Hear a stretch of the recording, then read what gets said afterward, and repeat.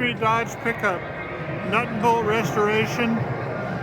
Got Ole walls, we called them. In other words, they're fake white walls. My aunt, when I was a little boy, had one just like this. Hers was red, and pretty common in those days. They had black fenders, and hers was red with black fenders in the day. This is a real nice one. Nice inside the bed. I think they must have replaced the bed floor, but it's beautiful in here. They painted the Dodge on the tailgate. I always approve of that. And it's got a back bumper. I doubt if it's correct, but it looks good. Got stock Dodge hubcaps. It's got a squirrel knob, we called them, on the steering wheel.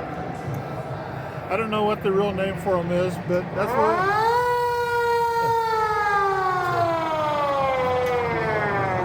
That's an ambulance talking to us. It's got some lights on top of the front fenders, turn signals, I assume. I don't know what the heck they are. They're not turn signals because they're down below. And it's got a front bumper. Doesn't look correct to me either, but maybe. And it's got the big Dodge Ram on the hood. That's pretty cool.